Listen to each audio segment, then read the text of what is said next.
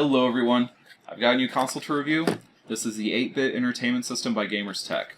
As you can see, it's an NES clone, and it's a flashback to a bygone age.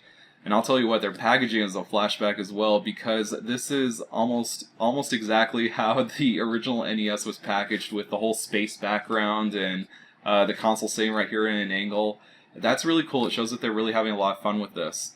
And I got this console. You might be wondering, why'd you get it? You already have the Super Retro Trio, so why do you need this thing? Well, this is claiming to have a very high compatibility with the NES cartridges, including compatibility with MMC5 games, or at least they specifically said that Castlevania 3 will work, which, as you remember, it half worked on the Super Retro Trio, but you couldn't get any actual gameplay out of it. This one, though, they claim that it will work, so we're going to go ahead and test that. Another thing that it's known for is that it's incredibly cheap. I think I got this for $17 shipped. $17 shipped to me. And that's incredible. I don't know how they're making any money off of it for that price, but oh well, these are cheap little Chinese consoles. But the weird thing is that there's like the Retron 1 or something, and a few consoles from Yobo, I think it was, that were clone consoles that looked like this, but they're not exactly the same. For instance, the buttons, they were not on the front, they were on the top. And so they are using like a slightly different shell, and not only that, but you can see that it has like that weird little graded top part, which the NES also had. So like I said, they're having a lot of fun with the packaging here of the console itself and the box that you're looking at. And this is just as simple as you could possibly get. It just says, you know, what it comes with. It is an American company, I think, at least from what I could tell. I think they're based in Arizona, I'm not sure.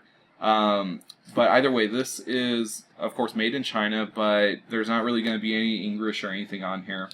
And, you know what, I didn't even notice that.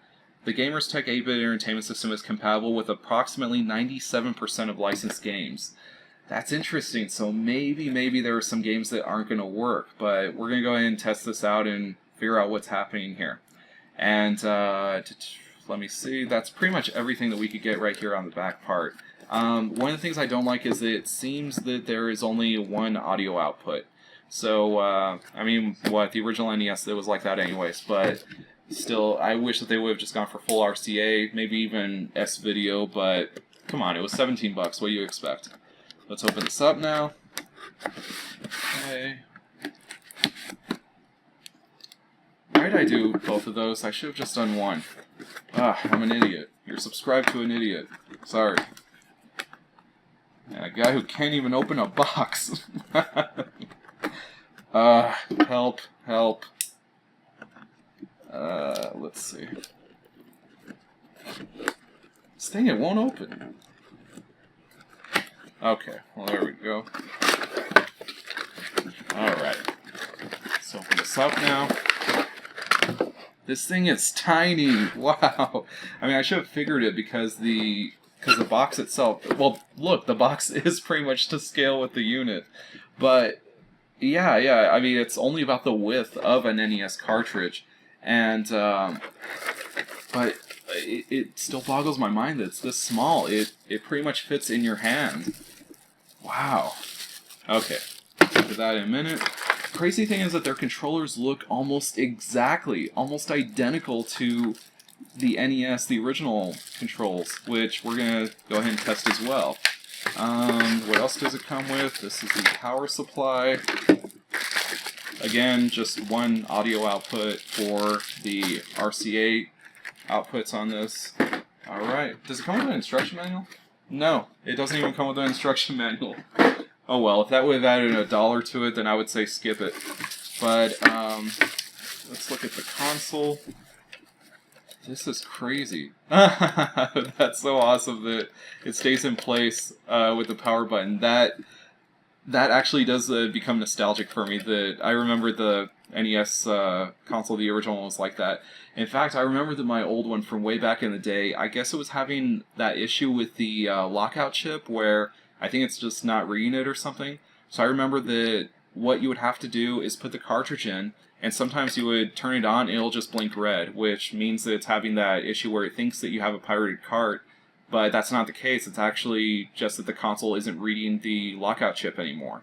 And so what I have to do is just like do that really rapidly until the red light stayed on, and that's when I knew that it was going to play the game. And so yeah, you would just have to keep on mashing that button until it would work. But I don't know, there must be an easier way, a better way to do that, but this was the cartridge era, and we would blow into cartridges and everything. This thing is as simple as it could possibly get. Not even any serial numbers or anything. Look, 8-bit entertainment system, model Z1. Ah, you know what? Give me a minute. It says on the box that... Sorry about that. That they are trademarks of Zed's Games Inc. So I guess Zed is the one who owns the Gamerz Tek brand? I don't know. But, yeah, just simple output, quality control pass. Alright. I wish they had gotten a little bit more with the NES look and maybe tapered the bottom so that way, you know, the corners kind of come in. But, either way, this is cool. I like the look of this, especially the top part right there. But, let's take a look at these controllers now. So, let's see. Do this, the zip ties. God, I always have to keep these away. Mackie starts eating them. Come on, and do the zip ties. Alright. These seem a little bit lighter. Here we go. I've got this. This is an original Nintendo controller, of course. And first off the bat, they feel a little bit lighter. I don't know if maybe that's psychological, but they do feel a little bit lighter. The plastic, it feels a little cheaper. Whereas, yeah, you see the plastic is different. The plastic does seem a little bit more hollow, I would say. It looks like it might be a little bit lower quality. But overall, those are almost exactly the same. They do seem to commit the regular sins of clone controllers in that the... Well, actually, no, the D-pad looks exactly the same size. I think it was just the edges which made it look a little bit bigger. But no, that seems to be the exact same size. However, look at this. Like I told you. The buttons, they sit a little bit higher than what they would normally sit, how they would normally sit on the original unit. You see it's kind of flush right there on the original unit, and this one they do kind of stick up quite a bit. Especially with the start and select button, you see? Start and select on this one is very high. These ones, the original, it's just very low. It's almost flush with the console. With the controller, I mean. But still, that is not bad. And to be honest, they don't really feel that bad either. This actually feels like a very good recreation of what the original one was. It even has that little weird indent. I could never figure out, even as a kid, what that little indent was supposed to be for. Obviously, it's something with manufacturing, but still. Wow, this thing, they even have a blink right there where it almost looks like Nintendo Corporation was taken off. I don't know, geez, this is crazy. I don't know how, did they get the original tooling or what? I don't know how they made these things. It looks so similar to the original stuff. But either way, it is not identical though. But, anyways, I really want to check and see how well this thing performs. And, I mean, I hope that this will do better than the Super Retro Trio. That'll really be what I compare it against. And just to let you know, I still do get a lot of use out of the Super Retro Trio. Here's mine. It has the EverDrive Genesis cartridge right there. Metroid, which I am getting hopelessly lost in. And the Super Game Boy 2 from Japan with Kirby's Dream Land 2 in there. Can't get enough of Kirby in there. But, yeah, so I've been using this a lot. Nothing has failed on it. It's still a very good console. But this one might just be... Jesus Christ. That was loud. Sorry. But this one might just dethrone it for NES emulation. We'll see. Alright, now let's start with this console's most well-known hat trick just to get that out of the way. Yes, it will play Castlevania 3 and it does it just fine. As you guys probably know from one of my earlier episodes, Castlevania 3 uses the MMC5 chip, and that is the largest and most complicated memory management chip that ever appeared on an NES game. So of course Castlevania 3 is one of the hardest games for a clone console to play. I find it amazing that Super NES emulation has pretty much been nailed down by clone consoles, but original NES emulation still gives them problems. So it's really impressive that this can play Castlevania 3. I don't know what kind of deal with the devil they had to make in order for that to work, but it seems that that trick only works with Castlevania 3. Because Uncharted Waters is another game that uses the MMC5 chip, and that one will play on this clone console, but the colors are all screwed up.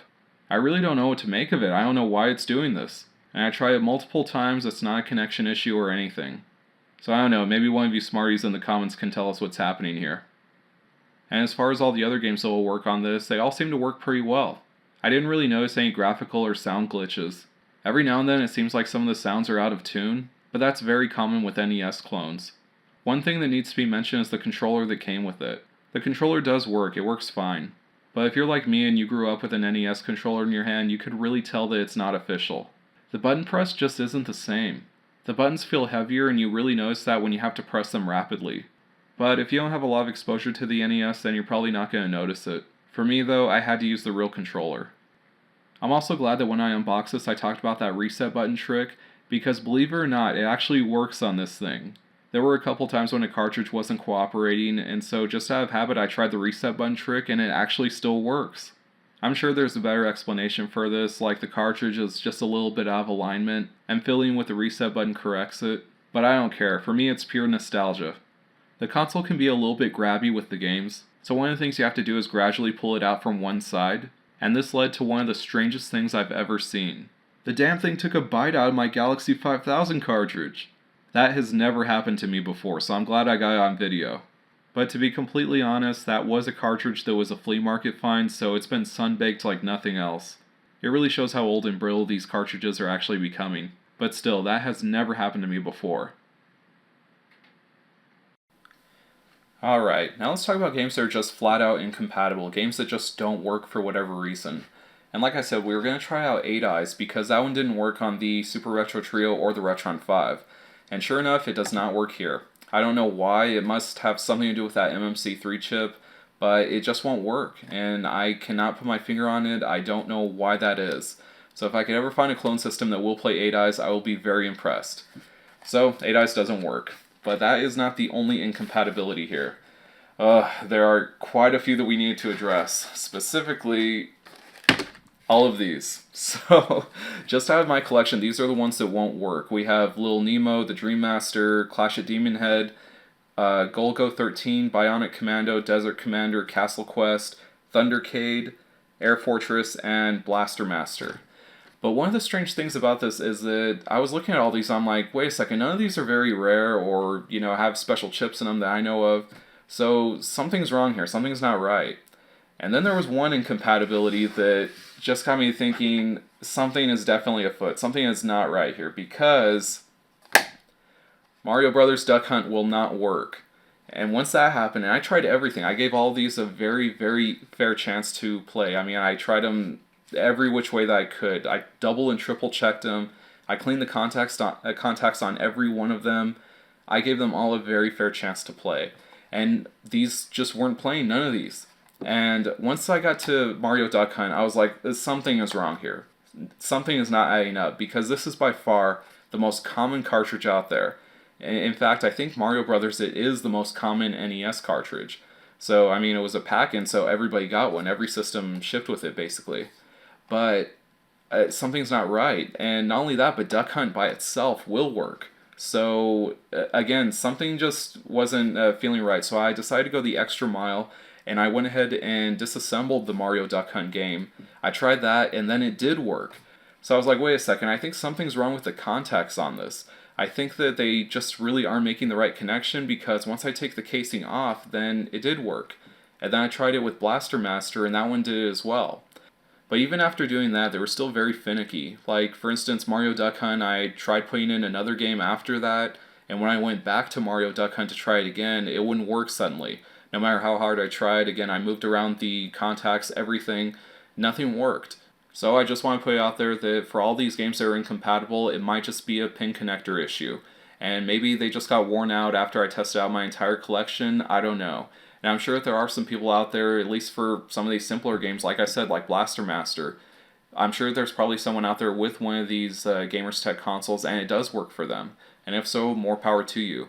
But I can only tell you about my experience with this, and as far as my experience goes with these cartridges right here on the Gamerz Tek console, it just doesn't work for me.